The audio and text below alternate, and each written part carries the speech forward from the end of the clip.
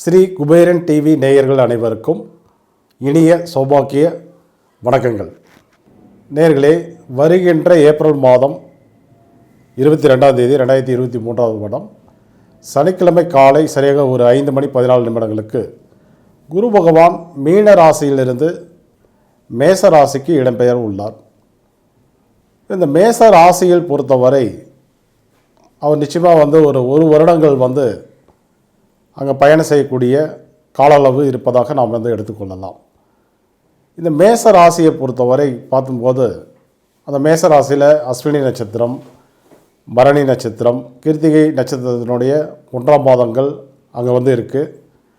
So அதில் அவர் சஞ்சாரம் செய்யும்போது என்னென்ன மாற்றங்களை அடையப் போகிறார் என்பதையும், என்ன மாதிரி பலன்களை நமக்கு வெளிப்படுத்துவார் என்பதையும், அதே போல் அவர் மேஷத்தில் இருந்து பார்க்கும்போது அவருடைய 5ஆம் பார்வை என்பது சிம்ம ராசியின் மீதும், 7ஆம் பார்வை என்பது துலாம் ராசியின் மீதும், 9ஆம் பார்வை அவருடைய சொந்த வீடான தனுசு ராசியின் மீதும் விழுகிறது. அப்போ அந்த ராசிகள் எல்லாம் என்ன மாதிரி மாற்றங்களை தரப்போகின்றன, அது ஒவ்வொரு ராசிகளுக்கும் என்ன மாதிரி பலன்களை வெளிப்படுத்தப் போகின்றன என நாம் விரிவாக பார்க்கலாம். இந்த ராசியை பொறுத்தவரை இந்த குரு பயிற்சி என்பது மிக முக்கியமான ஒரு குரு பயிற்சியாக இந்த உலகத்தில் உள்ள அனைவருக்கும் ஏற்பட போகிறது என நாம் உறுதியாக சொல்லலாம். என்ன காரணம் அப்படின்னு பார்க்கும்போது, ஏற்கனவே ராகு பகவான் கோச்சாரத்தில் மேச ராசியில் பரணி நட்சத்திரத்தில் இப்போ பயணம் பண்ணிகிட்ருக்காரு. அடுத்தது குரு பகவான் மேச ராசிக்கு வரும்போது ராகு பகவானும் கவனிச்சிங்க அப்படின்னா அஸ்வினி நட்சத்திரத்தில் பயணம் பண்ணிட்டு இருப்பார். இந்த இடத்துல குருவும் ராகுவும் இணைகிறார்கள். இந்த இரண்டு கிரக சேர்க்கையினுடைய இணைவு என்பது ரொம்ப ஒரு முக்கியத்துவம் வாய்ந்தது. என்ன காரணம் அப்படின்னு பார்க்கும்போது, குரு பகவான் இயல்பாக ஒருவருடைய தனம் சார்ந்த யோகங்களையும் பிரச்சனைகளையும் அல்லது அவர்கள் பெறக்கூடிய மதிப்பு மரியாதைகள், மரியாதை இழப்புகளையும், குழந்தைகளால் பெறப்படக்கூடிய நல்ல ஒரு மதிப்பு மரியாதையோ அல்லது பல சோதனைகளையோ தரக்கூடிய ஒரு கிரகம். இவர் ராகுவுடன் இணையும் போது, ராகு கவனிக்கும் போது நிழல் கிரகம் சொல்லலாம், அதே போல் சாயா கிரகங்களாக நம்ம எடுத்துக்கலாம். இவருடன் இணையும் போது இந்த நற்பலன்களில் அதிகளவு நற்பலன்களை கொடுத்துருவாங்க, அல்லது அதிகப்படியான கெடுபலன்கள் என்பது இந்த இடத்தில் ஏற்பட உள்ளது. இதை நாம் எப்படி தெரிந்து கொள்வது? 12 ராசிகளுக்குமே இப்போ மேசத்துக்கு நல்லா இருக்குது, ரிஷபத்துக்கு சிறப்பாக இல்லை, மிதுனத்துக்கு நல்லா இருக்குது, கடகத்துக்கு நல்லா இல்லை, அப்படி நம்ம பலன்களை சொல்ல போகிறது கிடையாது. தோராயமான பலனாக பார்க்க போகிறதும் இல்லை. நம்ம துல்லியமான பலனை தெரிந்து கொள்ள போகிறோம். ஒவ்வொரு ராசி அன்பர்களுக்கும் இப்போ மேச ராசியிலே பார்த்தீங்க அப்படின்னா குறிப்பிட்ட அன்பர்களுக்கு நல்லாயிருக்கும், குறிப்பிட்ட அன்பர்களுக்கு சிறப்பாக இருக்காது. அதை எப்படி நம்ம தெரிஞ்சுக்க போகிறோம் அப்படின்னு பார்க்கும்போது, நீங்கள் பிறந்த ஜனன திதி, நித்திய ராமயோகம், கரணம், இந்த மாதிரி விஷயங்களையெல்லாம் நாம் இணைத்து பார்க்கும்போது இதனால இந்த குரு பயிற்சி என்பது உங்களுக்கு யோகத்தை தருதா இல்லையா, தந்தால் என்ன மாதிரி யோகங்களை எல்லாம் வெளிப்படுத்தும், இப்போ பாதிப்பு என்றால் என்ன மாதிரி பாதிப்புகள் என்பது ஏற்படும். அப்போ அந்த பாதிப்பை சரி செய்து கொள்வதற்கு என்ன மாதிரி வழிபாடுகளை, பரிகாரங்களை நாம் எடுத்துக்கொள்ளலாம். அதே போல் பரிகாரங்கள், வழிபாடுகள்ங்கும் போது நம்ம வீடுலேருந்து ஒரு 100 கிலோமீட்டர் 200 கிலோமீட்டர் போயிட்டு ட்ராவல் பண்ணி ஒரு கோவிலுக்கு போயிட்டு முடிஞ்ச அளவு, அதாவது என்னடா ஒரு 5000 10,000 செலவு பண்ணி பரிகாரங்கள் செய்வதை விட நம்ம வீட்டுக்கு பக்கத்தில் இருந்து எளிமையான முறையில் இதற்கு தோசை நிவர்த்திகள் செய்து கொள்வதற்கு உண்டான சூட்சுமங்கள்லாம் என்ன. கோவிலுக்கு போகிறது நல்லது தான், ஏன்னா பொருளாதார சூழல்கள் என்பது எல்லாருக்கும் சிறப்பாக அமையாது. இருக்கப்பட்டவர்கள் நம்ம ட்ராவல் பண்ணி கோவிலுக்கு போயிட்டு வரலாம். சப்போஸ் முடியாதவர்கள் இருக்கிற இடத்துல என்ன பண்ணால் அந்த பாதிப்புகள் என்பது சரியாகும் என்பதை பற்றியும் நாம் என்ன பண்ணலாம் அப்படின்னு கேட்டிங்கன்னா 12 ராசிகள் வாரியாக விரிவாக தெளிவாக நாம் பார்த்து தெரிந்து கொள்வோம். அதற்கு முன்னாடி நீங்கள் பிறந்த திதி என்ன, நித்திய நாமயோகம் என்ன, கரணம் என்ன, இதை குறித்து வைத்து கொள்ளுங்கள். உங்களுடைய ஜாதகத்தில் ஒரு பக்க ஜாதகமாக இருந்தாலும் சரி, புத்தகமாக இருந்தாலும் சரி, இதெல்லாம் இருக்கும். அல்லது ஆண்ட்ராய்டு மொபைலில் கேலண்டர் ஆப்பு, ஃப்ரீ கேலண்டர் ஆப் நிறையா இருக்குது. அதில் ஏதாவது ஒன்று நீங்கள் இன்ஸ்டால் பண்ணிவிட்டு உங்களுடைய பிறந்த தேதி, பிறந்த நேரத்தை போட்டு பார்த்தீங்க அப்படின்னாவே அதில் தெளிவாக நீங்கள் பிறந்த திதி, யோகம், கரணமெல்லாம் தெரியும்.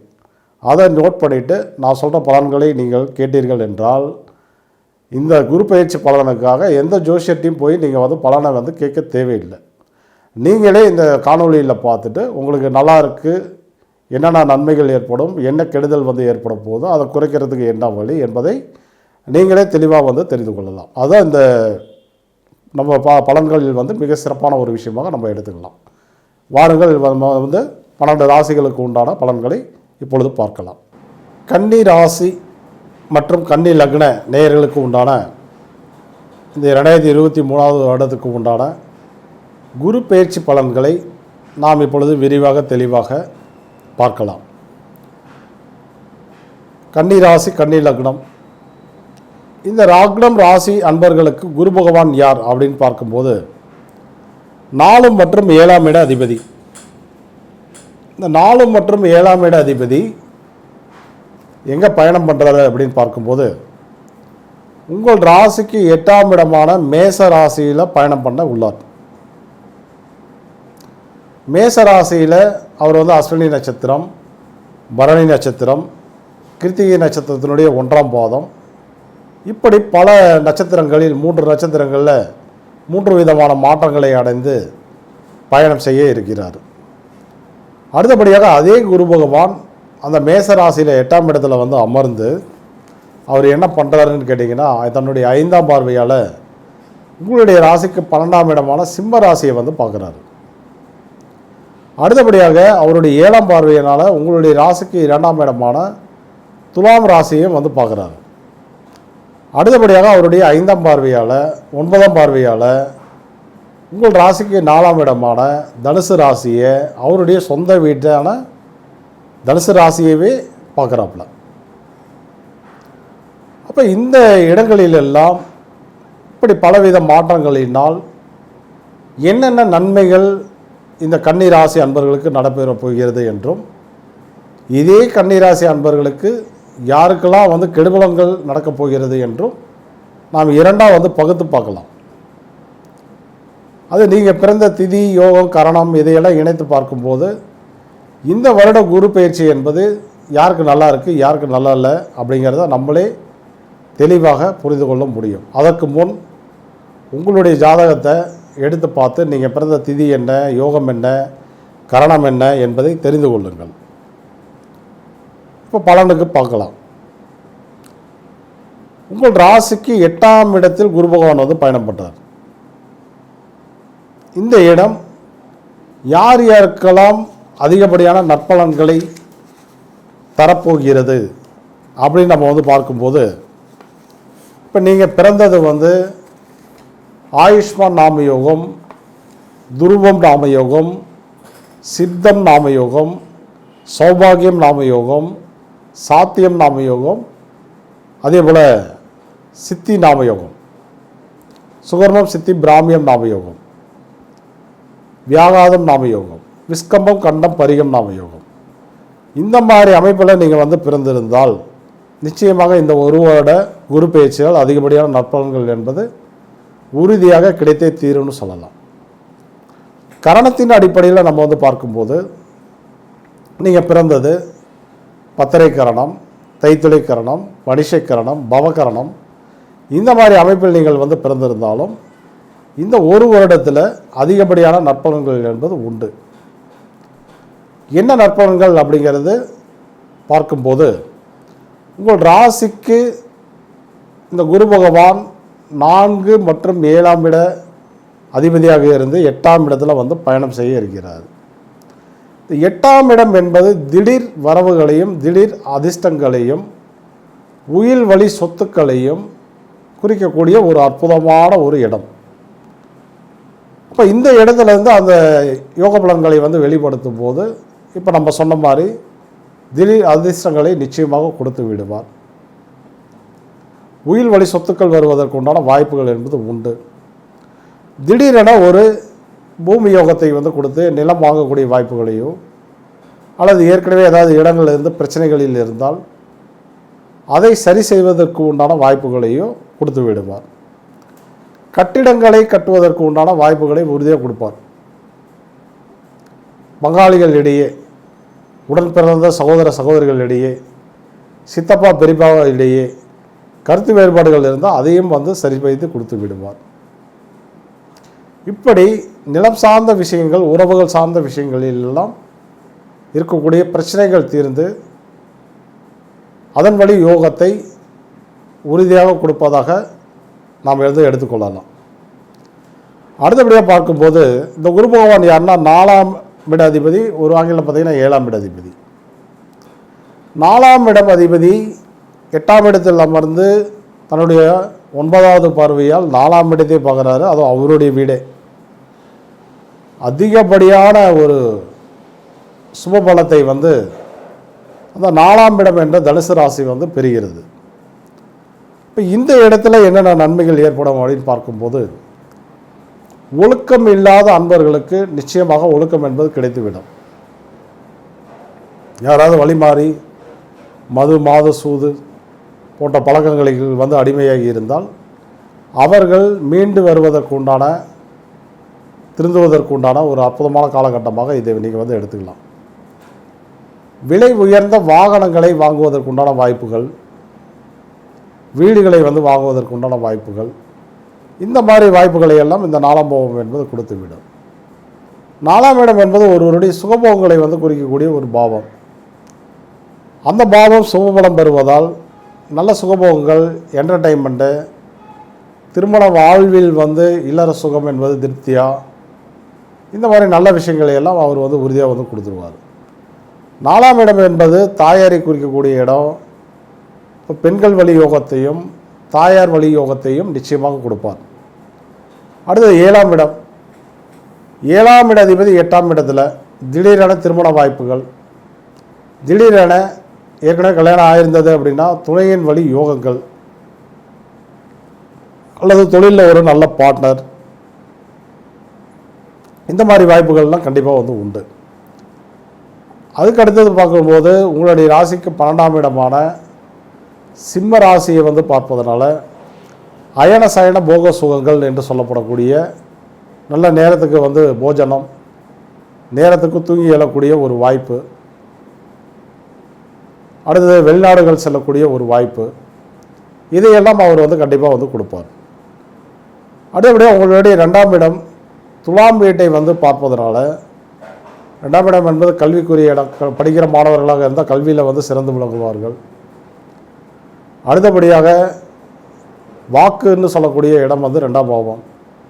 வாக்கு என்பது பலம் பெறும். நம்மளுடைய வார்த்தைகளுக்கு மதிப்பு மரியாதைகள் கூடும். அதே போல் நம்ம யாருக்காவது ஏதாவது ஒரு விஷயத்தை ஒரு 2 நாள் கழித்து நான் செஞ்சு கொடுத்துட்றேன் அப்படின்னா சொன்னபடியே செய்து கொடுக்கக்கூடிய ஒரு சுற்றுச்சூழல்கள், வாய்ப்புகள்லாம் இயல்பாகவே அமைந்துவிடும். அதான் வாக்கு பலம் அப்படிங்கிறது. இப்படி நிறைய விஷயங்களை நம்ம நீங்கள் அனுபவிக்கலாம். இதை நீங்கள் அதிகப்படுத்திக் கொள்வதற்கு, இந்த யோகத்தை எல்லாம் அதிகப்படுத்திக் கொள்வதற்கு, எதுவுமே நீங்கள் பண்ணலனாலும் யோக பலன்கள் உண்டு. அதே நேரத்தில் இந்த யோகத்தை எல்லாம் அதிகப்படுத்திக் கொள்வதற்கு என்னென்ன விஷயங்கள் இருக்குது அப்படின்னு பார்க்கும்போது, குரு பகவானுடைய வழிபாட்டை நீங்கள் டைரெக்டாக எடுத்துக்கலாம். நீங்கள் குரு பகவானுடைய வழிபாடு அப்படின்னு பார்க்கும்போது, ஆலங்குடியில் குரு பகவான் இருக்கார், தென்குடி திட்டையில் இருக்கார், திருச்செந்தூர் முருகனே திருச்செந்தூரே பார்த்திங்கன்னா குரு பகவானுக்கு உண்டான ஸ்தலமே. இந்த வழிபாடுகளை நம்ம எடுத்துக்கலாம். அது இல்லாமல் பார்க்கும்போது கொல்லிமலையில் இருக்கக்கூடிய அரப்பளீஸ்வரர் வழிபாடு என்பது இந்த நேரத்தில் உங்களுக்கு அற்புதமான ஒரு யோகத்தை நிச்சயமாக கொடுத்து விடும். அஸ்வினியில் பிறந்தவர் சரஸ்வதி தேவி. கூத்தனூரில் இருக்கக்கூடிய சரஸ்வதி தேவி ஆலயம் சென்று வழிபாடு செய்வதன் மூலமாகவும் இந்த யோகத்தை நீங்கள் அதிகப்படுத்திக்கலாம். ஆண் குதிரைகளுக்கு, ஆண் யானைகளுக்கு உணவு கொடுத்து தொட்டு வழங்குவதன் மூலமாகவும் இந்த யோகத்தை அதிகப்படுத்தி கொள்ள முடியும். இப்போ குதிரையினுடைய படங்களை வைத்துக் கொள்வது, இப்போ கீச்சனில், டிஷர்ட்டில், மொபைல் ஃபோனில், லேப்டாப்பில், ஸ்க்ரீனில், இந்த மாதிரி இடங்களில் குதிரை, ஆண் குதிரை அல்லது ஆண் யானை இதனுடைய படங்களை வைத்துக் கொள்வதன் மூலமாக உங்களுடைய யோகத்தை வந்து நிச்சயமாக நீங்கள் வந்து அதிகப்படுத்திக்கலாம். அடுத்தபடியாக இதே ராசி கன்னி ராசி, கன்னி லக்னம். ஆனால் யார் யாருக்கெல்லாம் கடுமையான பாதிப்புகள் என்பது ஏற்படும் என நாம் இப்பொழுது தெளிவாக விரிவாக பார்க்கலாம். 27 நித்திய நாமயோகங்களில் நீங்கள் பிறந்தது பிரீத்தி விருத்தி சிவம் நாமயோகத்தில் பிறந்திருந்தாலோ அல்லது திருதி வேதிபாதம் மகேந்திரன் என்று சொல்லப்படக்கூடிய நாமயோகங்களில் பிறந்திருந்தாலோ உங்களுக்கு கடுமையான பாதிப்புகள் என்பது நிச்சயமாக உண்டு. சோபனம் ஹர்சனம் சுபம் நாமயோகத்தில் பிறந்திருந்தால் மட்டும் முதல்ல ஒரு 7 மாதம் பாதிப்பு, கடைசியில் ஒரு 3 மாதங்கள் என்பது யோகமாக நடக்கும். உங்களுக்கு திதியில் பார்க்கும்போது சஷ்டி திதி, நவமி, தசமி, பௌர்ணமி திதி, துதியை, ஏகாதசி, பிரதமை, துவாதசி, திரையோதசி, இந்த மாதிரி அமைப்புகளில் நீங்கள் வந்து பிறந்திருந்தால் நிச்சயமாக இந்த குரு பெயர்ச்சி பலன்களால் கடுமையான பாதிப்புகள் என்பது உண்டு. என்னென்ன பாதிப்பு வரும் அப்படின்னு பார்க்கும்போது, உங்களுடைய ராசிக்கு லக்னத்திற்கு 8ஆம் இடத்தில் குரு பகவான் சஞ்சரிப்பதால் திடீரென தன இழப்பீடுகளையோ அசிங்க அவமானங்களையோ ஆயுள் சம்பந்தப்பட்ட பாதிப்புகளையோ சந்திக்க நேரிடலாம். அப்போ நீங்கள் என்ன பண்ணலாம் அப்படின்னா, திருவாரூர் மாவட்டத்தில் இருக்கக்கூடிய ஸ்ரீ வாஞ்சிநாத சுவாமி கோவில் சென்று வாஞ்சிநாதரையும் மங்களநாயகியையும் யமதர்மனையும் தரிசனம் செய்வதன் மூலமாக இந்த பாதிப்புலேருந்து அழகாக நீங்கள் வந்து வெளியில் வந்துடலாம். பணம் இருந்தால் ஒரு அபிஷேகம் அந்த மாதிரி பண்ணுங்கள். பணம் இல்லாத பட்சத்தில் ஒரு தீபம் போட்டு அர்ச்சனை பண்ணுங்கள், அதுவே வந்து போதுமானது. அடுத்தபடியாக உங்களுடைய அயன சுகபோகங்கள் வந்து நல்ல தூக்கம் இல்லை, நேரத்துக்கு வந்து உணவு இல்லை, உடலில் வந்து கடுமையான பாதிப்புகள் என்பது வந்துகிட்டே இருக்குது. அப்படின்ற பாதிப்புகள் இருப்பவர்கள், தேவையில்லாத விரை செலவுகள் வந்து குறைத்து கொள்ள விரும்புபவர்கள் காரைக்காலில் இருக்கக்கூடிய திருநள்ளாறு சென்று அங்கே இருக்கக்கூடிய சிவனையும் தர்பாராணீஸ்வரரையும் சனி பகவானையும் தரிசனம் செய்வதன் மூலமாக உங்களுடைய வழிபாட்டை எடுத்துக்கொள்வதன் மூலமாக பாதிப்பை வந்து குறைத்து கொள்ளலாம்.